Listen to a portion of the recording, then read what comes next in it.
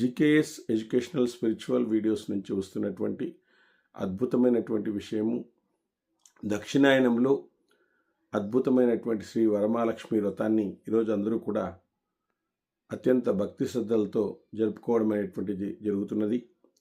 ఈ వ్రతం వెనుక ఉండేటువంటి ఆధ్యాత్మిక రహస్యం ఏమిటి, తాత్వికత ఏమిటి అనేటువంటిది మనమందరూ కూడా హిందువులమై ఉండి మనమందరూ కూడా తెలుసుకోవాలి. ఇది ఇట్లాంటి జ్ఞానాన్ని మరొక తరానికి మనం అందించడం అనేటువంటిది చేయాలి.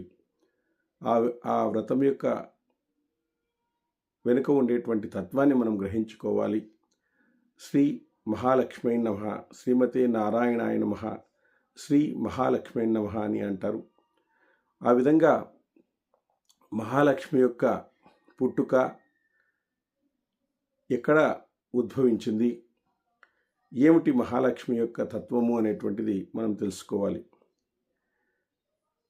ఈరోజు ఆ శ్రీ వరలక్ష్మి వ్రతం యొక్క ఆధ్యాత్మిక విశిష్టతను తెలుసుకుందాం. వరలక్ష్మి అంటే కేవలం ధనాన్ని ఇచ్చే దేవత కాదు, వరం ప్రసాదించేటువంటి లక్ష్మి వరలక్ష్మి. మనకు కావాల్సింది కేవలం ధనం కాదు, ధనంతో పాటు ధర్మం కావాలి, ఆరోగ్యం కావాలి, సమృద్ధి కావాలి, కుటుంబంలో ఐక్యత కావాలి, సంతానం సుఖంగా ఉండాలి, మనసులో శాంతి ఉండాలి. ఇవన్నీ కూడా మనకు ఉన్నప్పుడే మనం సంతోషంగా ఉండగలుగుతాం. అందుకే వరలక్ష్మి యొక్క వ్రతం యొక్క అసలు ఉద్దేశం, అసలు సందేశం ఏమిటి అంటే సంపదతో పాటు సంస్కారం, ఐశ్వర్యంతో పాటు ధర్మం, భోగంతో పాటు భక్తి కూడా కావాలి అని చెప్తుంది ఈ పండుగ యొక్క ముఖ్య ఉద్దేశం అనేటువంటిది.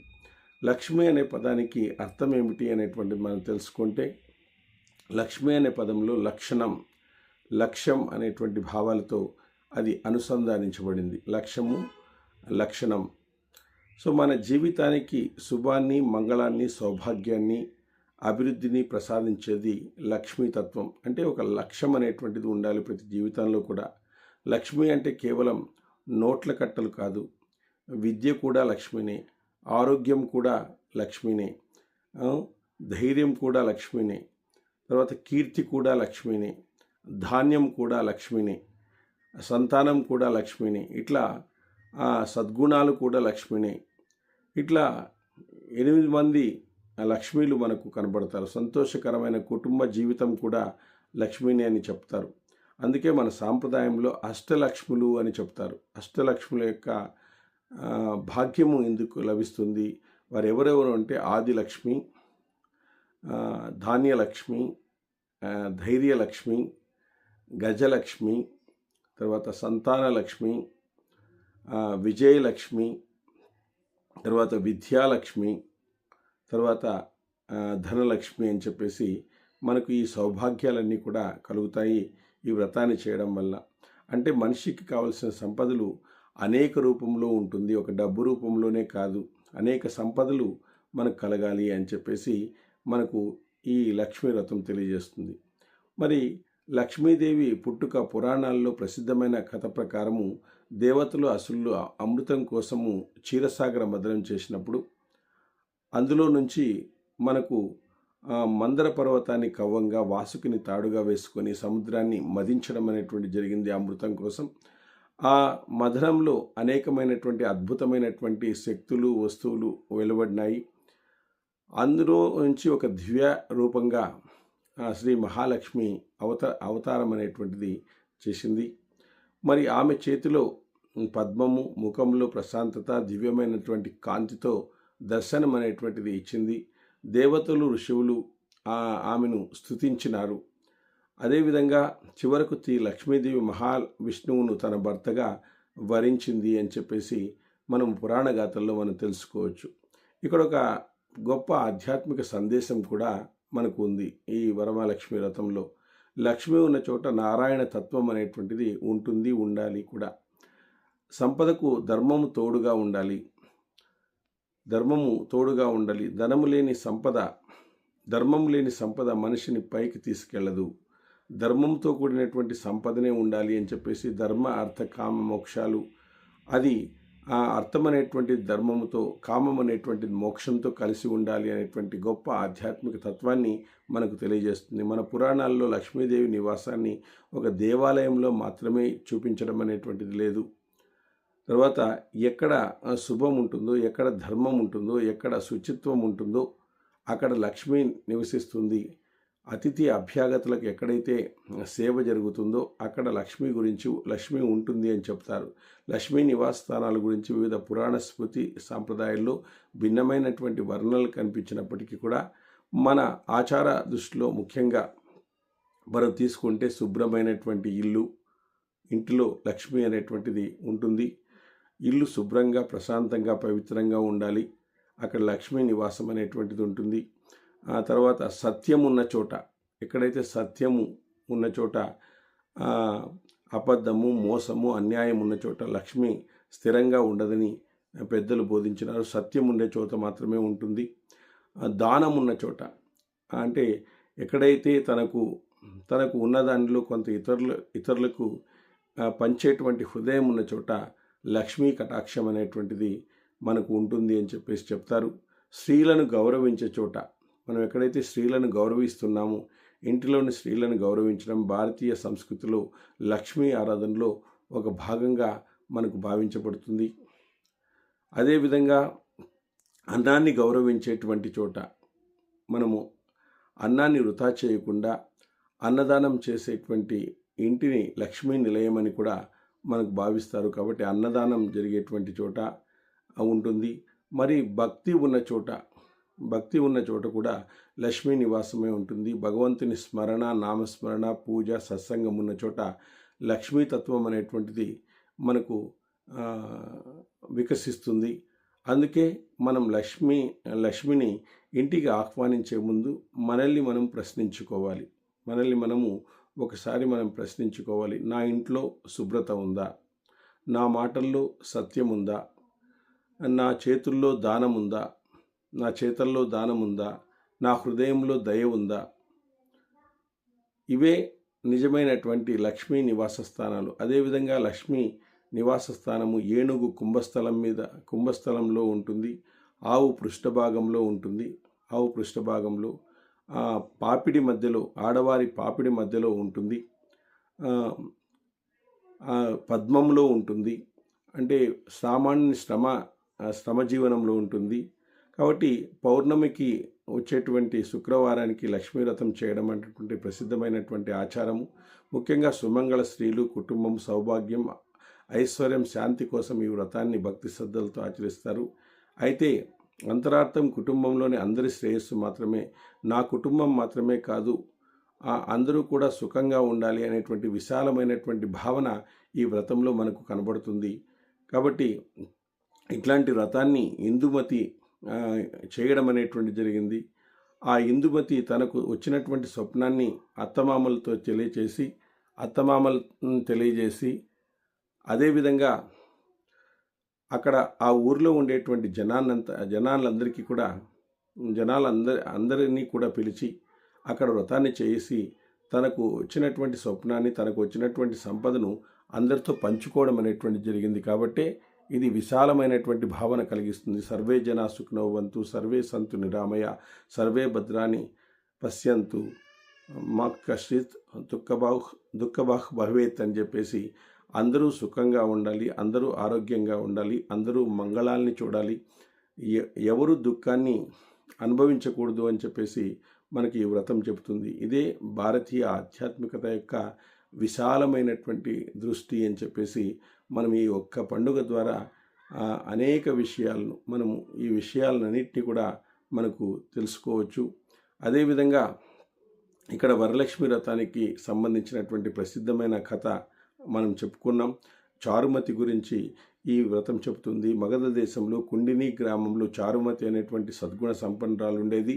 ఆమె భర్తను, అత్తమామల్ని ఎంతో భక్తితో పూజించేది.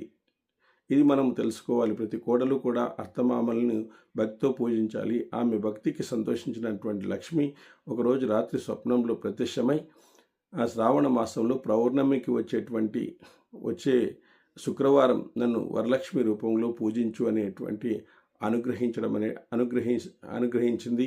చారుమతి ఉదయం ఈ విషయాన్ని తన కుటుంబ సభ్యులకు తెలిపి ఆమెతో పాటు ఇతర స్త్రీలతో భక్తి శ్రద్ధలతో దీన్ని ఆచరించడం వల్ల పూజ అనంతరం వారికి లక్ష్మీదేవి అనుగ్రహం లభించిందని చెప్పేసి మనకు ప్రసిద్ధ కథను మనకు ఇక్కడ చెప్పడం అనేటువంటి జరుగుతుంది. ఈ కథలో అసలు గొప్పతనం బంగారు రావడం కాదు. మనం అనుకుంటాం బంగారు వచ్చింది కదా అని చెప్పేసి. చారుమతి యొక్క భక్తి, సేవ, వినయం, కుటుంబ పెద్దల పట్ల గౌరవం లక్ష్మీ అనుగ్రహానికి కారణాలుగా మనం చెప్పుకోవచ్చు. కాబట్టి ఇవే బంగారు లాంటి సేవలు. అందుకే మనము ఈ వరలక్ష్మి వ్రతంలో పూజలో పుష్పం కన్నా పవిత్రమైన మనసు గొప్పది.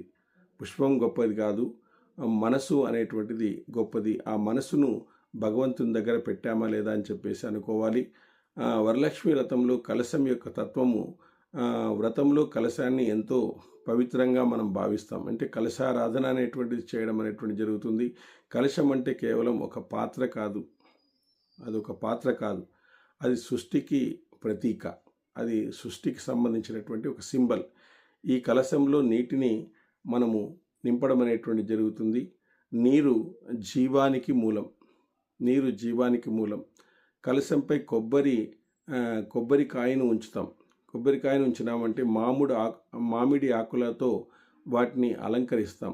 ఇవి ప్రకృతి, జీవము, సృష్టి, శక్తికి ప్రతీకలుగా మనం భావించవచ్చు. కాబట్టి ఆ కలశంలో అంత తత్వం అనేటువంటిది ఉంది. అందుకే పూజల్లో మనం విశ్వంలోని సమస్త శక్తులను ఆహ్వానిస్తామనే భావనతో కలశాన్ని ప్రతిష్ఠ చేస్తాం. అందులో భగవంతుణ్ణి ప్రతిష్ఠ చేస్తాం. ఆ కలశమే మనం భగవంతుని ప్రతిష్ఠ చేయడానికి ముఖ్యం. వరలక్ష్మి ముఖం ఎందుకు అలంకరిస్తారు, ఎందుకు ఆ విధంగా అలంకరిస్తారు అంటే, వరలక్ష్మి అమ్మవారి ముఖం అందంగా అలంకరించడం ఒక ఆధ్యాత్మిక సందేశము అనేటువంటిది ఇందులో మనకు ఉండడం అనేటువంటి జరుగుతుంది. మనం ఇంట్లోకి శుభం, సౌందర్యం, సంతోషం, మంగళం ప్రవేశించాలి అనే సంకల్పానికి అది ప్రతీక. ప్రసన్నమైనటువంటి మనస్సులోనే దేవతలు ఆహ్వానించబడతారు. అమ్మవారి ముఖాన్ని చూస్తున్నప్పుడు మన మనసులో కూడా నా మాటలు మంగళకరంగా ఉండాలి, నా చూపు పవిత్రంగా ఉండాలి, నా ఆలోచన శుభంగా ఉండాలి తర్వాత అని మనము సంకల్పం చేసి మనం ఆ విధంగా ప్రసన్నమైనటువంటి ముఖాన్ని ఆమెకు అలంకరించడం అనేటువంటిది జరుగుతుంది. కాబట్టి ఈ విధంగా తోర యొక్క తత్వం, తోరం అని కట్టుకుంటాం. వరలక్ష్మి వ్రతంలో ముఖ్యమైన ఆచారాల్లో తోరం సూత్రం ఒకటి, ఒక దారం అనేటువంటిది మనం కట్టుకోవడం. సాధారణంగా పవిత్రమైన దారానికి పూజ చేసి ఆ చేతికి కట్టుకుంటారు. ఎందుకు ఆ విధంగా కట్టుకుంటారు చెప్పండి? ఈ దారం మనకు గొప్ప విషయాన్ని గుర్తు చేస్తుంది. అది ఆ దారం మామూలుగా ఉన్నప్పుడు, అంటే దారము మామూలుగా పలుచగా ఉంటుంది. ఎప్పుడైతే పలుచగా ఉంటుందో అది అనేక దారాలు కలిస్తే బలంగా మారుతుందన్నమాట. సో అనేక దారాలు కలిసినటువంటి తోరం అది. ఎందుకు ఆ విధంగా అనేక దారాలు కలిస్తే బలంగా మారుతుంది అంటే, కుటుంబ సభ్యులు ఐక్యంగా ఉంటే కుటుంబం అంతా బలంగా ఉంటుంది. సమాజం ఐక్యంగా ఉంటే సమాజం కూడా బలంగా ఉంటుంది. తర్వాత మనకు ఈ సూత్రం మనకు బంధము, బాధ్యత, ఐక్యత, సంకల్పాన్ని గుర్తు చేస్తుంది. అందుకే దారాన్ని కట్టుకోవడం కేవలం ఆచారం అనేటువంటిది కాదు, అది మన ఐక్యతకు గుర్తు, మన సంకల్పానికి గుర్తు. కాబట్టి నేను ధర్మాన్ని ఆచరిస్తున్నాను, నా కుటుంబాన్ని కాపాడుతాను, నా బాధ్యతలను నిర్వర్తిస్తాను అనేటువంటి అంతరంగ సంకల్పం అనేటువంటిది ఈ వ్రతంలో చేయడం అనేటువంటిది జరుగుతుంది. కాబట్టి ఇట్లాంటి అద్భుతమైనటువంటి విశేష సమాహారాలు ఉండేటువంటి ఈ వ్రతాన్ని అందరూ తెలుసుకోవాలి. ఆ విధంగా తెలుసుకున్నప్పుడు మాత్రమే మనకు వరలక్ష్మి వ్రతం యొక్క ఆధ్యాత్మిక తత్వం అనేటువంటిది మనకు తెలియజేయబడుతుంది. అదేవిధంగా మనము అనేక రకాలైనటువంటి నమస్తేస్తు మహామాయో శ్రీపీఠే సురపూజితే శంఖచక్ర గదాహస్తే మహాలక్ష్మి నమోస్తుతే అని చెప్పేసి మనము అమ్మవారిని ఎప్పుడు కూడా ధ్యానిస్తూ, అమ్మవారి యొక్క నామాలను మనం పలుకుతూ, అమ్మవారి యొక్క అద్భుతమైనటువంటి కరుణా విశేషాలను మనమందరూ కూడా పొందడానికి అవకాశం అనేటువంటిది కలిగించాలి. ఇది కేవలం బాహ్య బంగారు గురించి కాదు, మన హృదయంలో జ్ఞానం అనేటువంటి బంగారం వెలగాలి, మన మాటలో మాధుర్యం ఉండాలి, మన జీవితంలో ధర్మం అనేటువంటిది ఉండాలి అనేటువంటి సమాహారమే ఈ వరలక్ష్మి వ్రతము అనేటువంటిది మనకు ఇక్కడ జరగడం అనేటువంటి జరుగుతుంది. లక్ష్మి పెద్దలు ఒక విషయాన్ని చెప్పినారు, ఎక్కడ లక్ష్మి ఉండదు, ఎక్కడ లక్ష్మీ నివాస స్థానం అనేటువంటిది ఉండదు అంటే అపరిశుభ్ర వాతావరణంలో, అబద్ధాలు చెప్పేటువంటి చోట, దురాశ కలిగిన చోట, కోపం కలిగిన చోట, తర్వాత హింస కలిగిన చోట, తర్వాత అన్యాయం కలిగిన చోట, భార్యాభర్తలు గొడవలు పడేటువంటి చోట, మధ్యాహ్న సమయంలో నిద్రించే వారి చోట, అహంకారం ఉండేటువంటి వారి చోట, వ్యర్థపు ఖర్చులు చేసేటువంటి చోట, అన్నానికి అవమానం జరిగేటువంటి చోట అక్కడ లక్ష్మి అనేటువంటిది స్థిరంగా ఉండదని చెప్పేసి మనకు ఆధ్యాత్మిక శాస్త్రవేత్తలు బోధించినారు. అందుకే వరలక్ష్మి రోజున ఇల్లు శుభ్రం చేయడమే కాకుండా మనసును కూడా మనం శుభ్రం చేసుకోవాలి. ఆ మనసును శుభ్రం చేసుకున్నప్పుడు ఆ శుభ్రమైన మనస్సుకు మనకు ఆ దేవి అందడం అనేటువంటి జరుగుతుంది. ఇదే వ్రతం యొక్క అసలు ప్రయోజనం. కాబట్టి ఇట్లాంటి సత్యము వ్రతం మనకి ఇచ్చేటువంటి 5 సందేశాలు ఉన్నాయి. వాటిని మొదటిది శుచిత్వం, అంటే శుచిగా ఉండాలి. తర్వాత ఇల్లు మాత్రమే కాదు, మనస్సు కూడా శుచిగా ఉండాలి, శుభ్రంగా ఉండాలి. మనము ఆ శుభ్రమైనటువంటి మనస్సుకి భగవంతుడు దొరుకుతాడు. 2 శ్రద్ధ, అంటే ఏదైనా ఒక పూజ చేసేటప్పుడు ఏ పని చేసినా భక్తిలో శ్రద్ధతో చేయాలి, మనం అమ్మవారికి చేస్తున్నాము అనేటువంటి జ్ఞాపకం ఉండాలి. 3వది దానం. దానం అంటే మనకు ఉన్నదానిలో ఇతరులకు కొంత పంచాలి అనేటువంటిది ఇందులో తెలియజేయడం అనేటువంటి జరుగుతుంది. కాబట్టి 4వది కుటుంబం యొక్క ఐక్యత. మనమందరూ కూడా ఐక్యంగా ఉండి కుటుంబ సభ్యుల మధ్య ప్రేమ, గౌరవం, అనురాగం అనేటువంటిది ఉండాలి. ఎప్పుడూ కుటుంబాలు విడిపోకుండా ఉండాలి. 5వది ధర్మం. ధర్మం అంటే మామూలుగా సంపద వచ్చినప్పుడు అహంకారం పడకుండా సేవాభావం అనేటువంటిది పెరగాలి. ఇది భగవంతుడు ఇచ్చినటువంటిది అని చెప్పేసి నలుగురికి దాంట్లో కొంత భాగాన్ని నలుగురికి పంచే విధంగా ఉండాలి అని చెప్పేసి ఈ వరలక్ష్మి వ్రతము మనకు తెలియచేయడం అనేటువంటిది జరుగుతుంది. కాబట్టి ఇట్లాంటి వ్రతంలో ఉండేటువంటి ఆధ్యాత్మిక తత్వాన్ని మనం అందరూ కూడా తెలుసుకోవాలి. సో మన ఇంట్లో ఉండేటువంటి తల్లి, భార్య, కుమారి, సోదరి పట్ల గౌరవం లేకుండా పోతే లక్ష్మీ ఆరాధన అనేటువంటిది సంపూర్ణము కాదు. కాబట్టి అందరినీ, కుటుంబ సభ్యులందరినీ గౌరవించాలి. మాతృదేవోభవ, పితృదేవోభవ, ఆచార్య దేవోభవ, అతిథి దేవోభవ, ఎత్ర నార్యంతు పూజ్యంతే రమంతే తత్ర దేవతాః అంటారు. అంటే ఎక్కడ ఆడవాళ్ళు పూజించబడతారో అక్కడ దేవతలు కొలువై ఉంటారు అని చెప్పేసి మనకు అద్భుతమైనటువంటి సందేశాన్ని, అంటే స్త్రీలు గౌరవించేటువంటి చోట దేవతలు ఆనందంగా ఉంటారని, దేవతలు వరాలు మనకు సమకూరుస్తారని. కాబట్టి వరమహాలక్ష్మి వ్రతం మనకు స్త్రీ గౌరవం అనేటువంటి గొప్ప సంస్కారాన్ని నేర్పుతుంది, ఐక్యత అనేటువంటి సంస్కారం నేర్పుతుంది, అందరితో పంచుకోవాలి అనేటువంటి సంపద నేర్పుతుంది. కాబట్టి మనము ఈ వరలక్ష్మి వ్రతాన్ని గురించి అనేకమైనటువంటి విషయాలను మనం ఈ విధంగా తెలుసుకోవచ్చు. ధనం అవసరమే, కానీ ధనం మనిషిని పాలించకూడదు.